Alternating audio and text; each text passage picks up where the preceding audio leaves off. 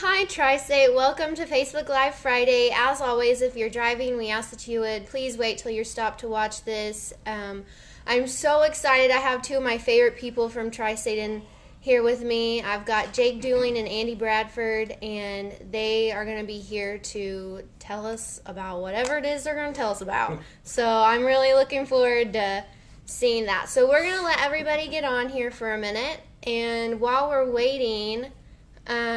what's your guys' favorite thing about this time of year? Like Christmas time, wintry, what are your feelings? Go ahead.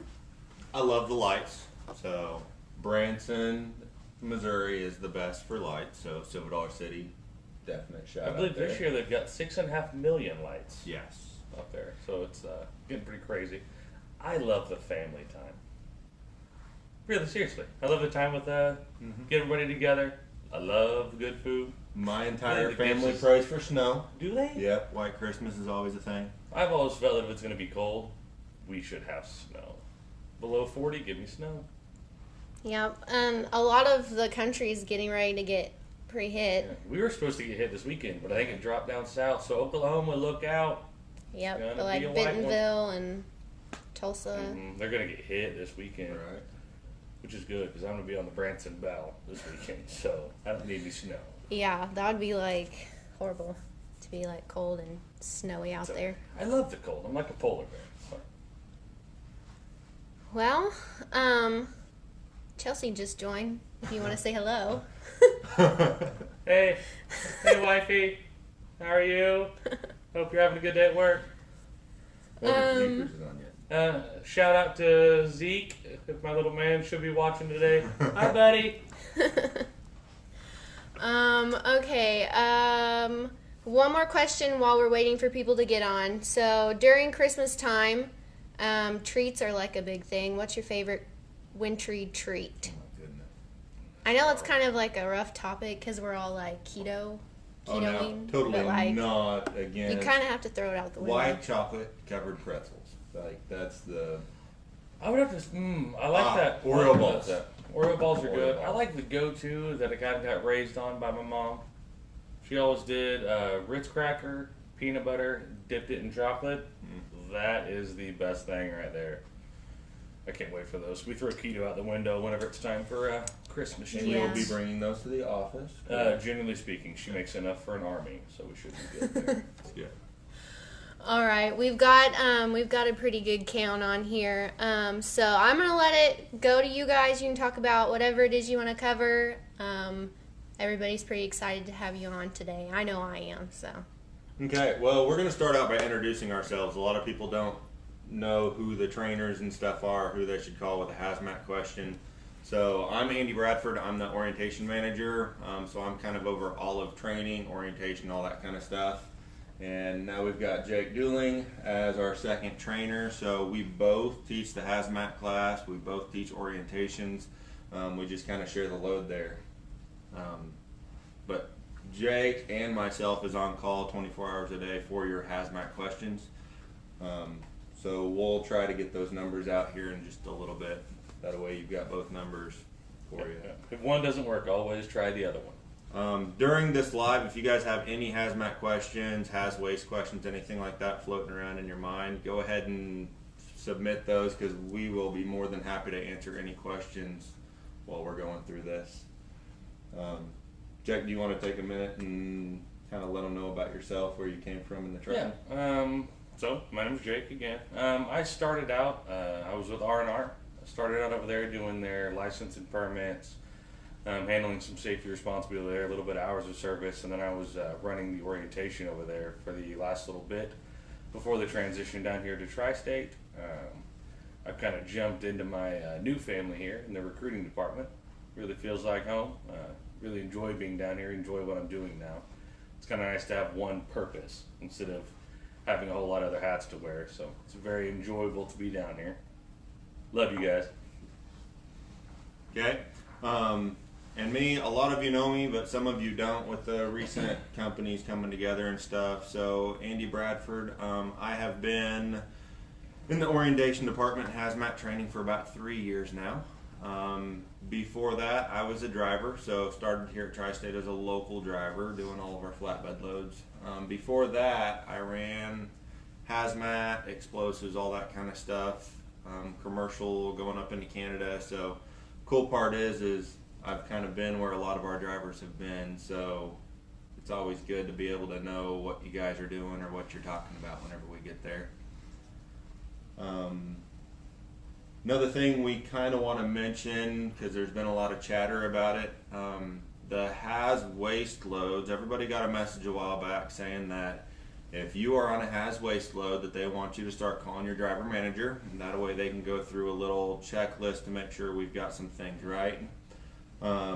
You will find out that a lot of the driver managers are ready for that, some of which have not been through the training yet, so kind of bear with us as we are finalizing the training on the Haz waste. The purpose for that is we have had a lot of Haz waste manifests where we are maybe not a transporter on the manifest, or maybe we didn't sign, or maybe the shipper certification wasn't signed, so there's been a lot of issues with that. So our biggest solution to that problem, so we don't have bigger problems down the road, is to have this little checklist. That way we can kind of work through it, make sure that everything's okay, that the paperwork's going to be good whenever we're hauling to the other end of this load. So by the end of the year, everybody, all CSRs and all DMs, everybody should be trained up on the Haz waste manifest training that we're going to require. So first part of the next year, we are going to hit that Haz waste. Please call your driver manager as soon as you're on the load, have the paperwork in hand. That way we can confirm everything's good to roll down the road whenever we get to it. Try to head some of those problems off in the past before Right. they come. So we had a really good turnout. The Joplin DMs were the first ones to go through that, and just within 24 hours we were finding some pretty significant issues just right and left. So we can see a big positive out of it. We know it's a little bit extra to do, but the value in that one 15-minute phone call is going to save you a lot of headache out there on the interstate. Riley, do we have any questions yet? Shauna Wisher, she says that she didn't receive that email. So. Okay. I'm sure there will be another message coming out once everybody's on board. It could be because all the DMs haven't been through that training yet. So maybe you're on one of the DMs that hasn't been through it yet. So I would say, like I said, by the first part of the year, all DMs should be trained up, and another message should be coming out at that point in time. Another blast, everybody knows. So far, nothing. Nothing. So else. far, nothing. I mean, no it's not really question. related to hazmat, but one guy wants to know how Jake's diet's going. If you wanna. I am. Share I'm that. totally fine to share. It's a great question. In just under 6 months, I'm down just over 50 pounds. So it's going awesome. Still pushing on. Thanks for checking. Feel free to send me treats though at Christmas. No diet around Christmas. Okay, here's one that's relevant. All right. I like relevant questions. Okay. Okay. Richard Parton, he says, do we still use Bedrock Inc., That is a DBA, great TSM, question. TCO, or Tri-State Motor Transit?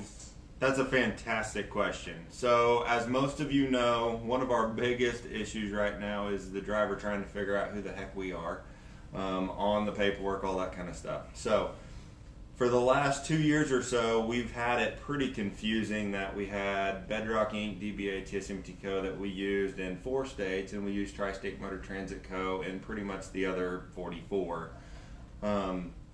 We have, as a company, decided that within the near future we will be unifying as Tri-State Motor Transit Co. So we can start using that on all manifests, no matter what state you pick up in, no matter where it's delivering. Our transporter name can be Tri-State Motor Transit Co.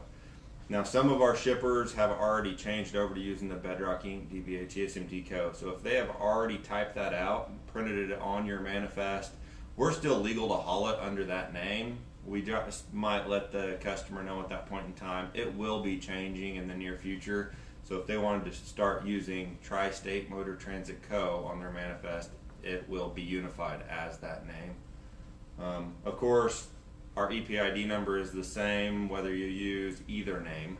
Okay, so it's the MOD 095038998, and again, that's good for both names.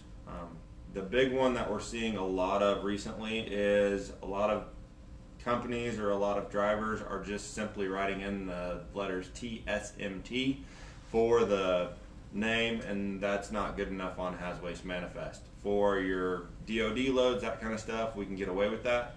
But on Haz Waste loads, it needs to be spelled out Tri-State Motor Transit Co.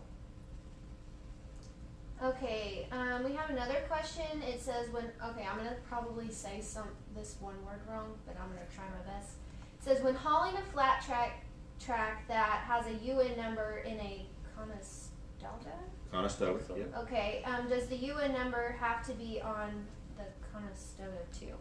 Okay, so that's one big issue that we have with the Conestogas. As you guys, most of you guys know, flat racks for radioactive is what they are. Flat racks are considered to be bulk packages, so we've got to have our placards up. We also end up with orange panels because of them being bulk, so we have to have the ID number up. The thing with our flat racks is whenever we haul them a flatbed, it's awesome because the flat rack itself has already been placarded, it's already been marked with that UN number, so you can already see that on all four sides of the trailer. Problem is once we put that on a Conestoga trailer and we close that, now you can't see the placards, you also cannot see the markings. So the complication there is then we have to figure out a way to get the markings and the placards again on the outside of the Conestoga. And for you drivers that have been hauling the new Conestogas, you can understand it's complicated for that because there is places for the placards.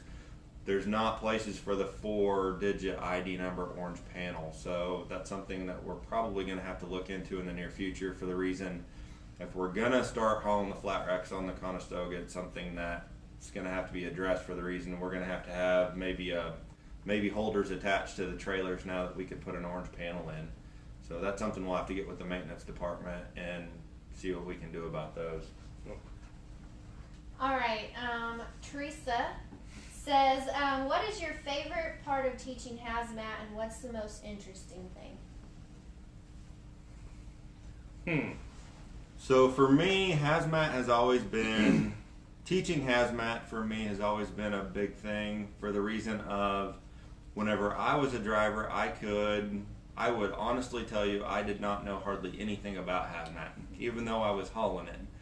So my biggest point on teaching hazmat for the last few years has been try to teach the drivers everything that I wish I would have known whenever I was driving. So the thing about teaching hazmat is if we do our job correctly, it means you guys don't have all those headaches out there on the road with your DOT officers, that kind of stuff. So for me in particular, I would have to say placarding is probably the most fun for me. Hey, so don't take mine. where a lot of people have an issue with grabbing a 100, 200 page manifest and adding up all those weights to placard it, they find that to be overwhelming and a complication. I kind of find it fun. So call me weird for that.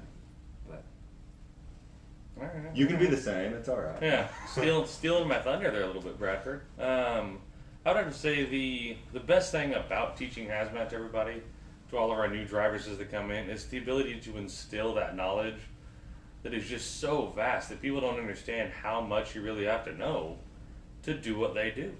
You know, they think, oh, let's go haul some, government stuff. But then you look at the Haz Waste side and go, man, it really takes a whole lot more to do that than to haul a government load. So it's fun to see them kind of realize what all goes on to it. It really opens their mind to a whole new world out there. And yes, placarding would have to be the funnest part. Placarding day is my day, so it's enjoyable. It's what everybody sees. So far we don't have any more questions, so No more questions. you can keep going or we can wait for some more or whatever. I always like questions. I like questions too. But Do we want to give out our numbers? yeah, we can do that. So Jake's probably going to have to look his up because his is still fairly new to him. My cell phone number is 417-434-4207. If you call into the office number, 24 hours a day. If you call into the office and you get to extension 2230, either way, whether I'm in the office or not, it will ring a couple of times in my office, but then it will immediately forward to my cell phone. So you can either call my cell phone or call into the office number and get to extension 2230. My number is 417-986-6728, and the best way to get a hold of me is just through that cell phone number. You could call my office phone, but 90% of the time I am in front of a class, so it's better off to reach out to me on my cell phone. I do ask though that if you call and I don't answer, please leave me a message. That way I can kind of have a handle on what we're trying to deal with whenever I call you back. Or if that doesn't work, send me a text message, send me a couple of pictures, and we can get through it that way as well. That's a big thing for both of us. If you call us and we don't answer, please leave us a message because we do get a lot of calls. Our kind of personal opinion on that is if you don't leave us a message or you don't shoot us a text message, we try to kind of assume you went another direction. Because we have a whole lot of people in our company that can answer a lot of the questions that we answer. So Donnie Lester gets a lot of them when we're not available. Or Dan Stark takes some of them about loading, load securement, that kind of stuff. So if you don't get us, please leave us a message or shoot us a text message. Okay, we do have some more questions. They're coming in now. Can you ship a non-haz material on a haz waste manifest? Good question. So there's two requirements for a product to be on a haz waste manifest. So a lot of products we'll see, and you'll even be on a haz waste load sometimes, and you'll see a non-haz waste manifest. So you can ship non-DOT regulated stuff, you can ship non-hazmat, all of that stuff can be on a haz waste manifest. The complicated part is if the product is both waste and both hazmat, it has to be on a haz waste manifest. So where we get a lot of these shipping papers that are non-haz waste manifest, there's two options on how it can get on that piece of paper. One is it could be non-hazmat, which means it can be on a non-haz waste manifest, or it could not be waste and still be hazardous and still be legal to be on a non-waste hazmat or a non-hazardous waste manifest. Sorry. So hopefully that answers your question. Okay. When picking up a container on a flatbed that is already placarded, do you also need to placard the trailer? That's a good one. That's one we get on a regular basis because of our flatbeds having the removable placard on the front. A lot of times that placard ends up being missing, or maybe the bolt's in too tight on the landing gear and you can't get it out. So the way that the regulation reads for placarding, that placard must be visible on all four sides of the trailer. So I tell all drivers we prefer to do both, because whenever you do both the trailer and the container itself, it just gives us double protection there. That way if one placard gets damaged, we're still covered on the other. But to be able to do that, we have to dedicate to do all four sides of both. So I tell everybody, if you're missing that front placard on your flatbed, in that case, I would just leave the container itself placarded. All right, Almira Oh boy. has a question. She says, can you talk through what drivers should do if they're involved in an accident while hauling haz waste? Okay, so that's a pretty good question, and I would love to have a confirmed answer on that. So we're not technically part of the safety department, so we're not going to be able to handle the accident side of it. So we'll be able to handle the hazmat side of it really well. So Kevin Zahn and Donnie Lester are two guys that take care of the incidents. And so the first thing that you're going to want to do is if there is any big situation whatsoever, we always tell drivers to call 911 first. Okay, if there's a spill or a release and you're going to need somebody to help you create a barrier to get everybody into a safe zone, we always have you call 911 first. And then we normally like to have a quick call to us. That's where you're going to call Kevin Zahn or you're going to call Donnie Lester. And that way they can kind of start working on our end, kind of helping you from our end as well. If there's any spill whatsoever, we're going to have to get a hold of the bills that you have in your truck, and we're going to have to call that 24-hour emergency phone number. That way they can actually get somebody out there to start cleaning up the spill part of it. All right. Mark Sane wants to know what packages are always considered bulk. Okay, so there are a few. The complication on that is not all of them will be coded in your container code section that way. So CF is a possible indicator that it will be bulk, but that's where we always want to check box 14, the special handling instructions, because sometimes that's where they'll put additional notes in.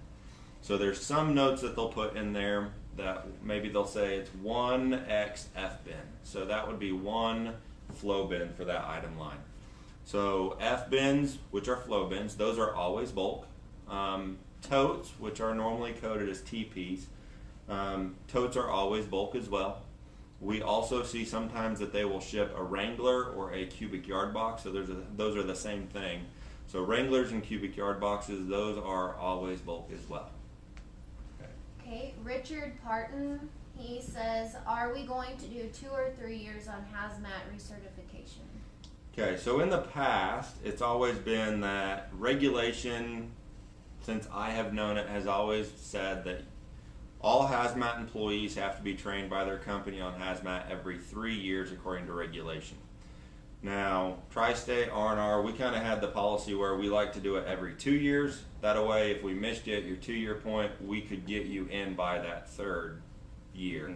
Because on that 3-year date period, you can't haul Hazmat until you've been through Hazmat class, get fresh cards, all that kind of stuff.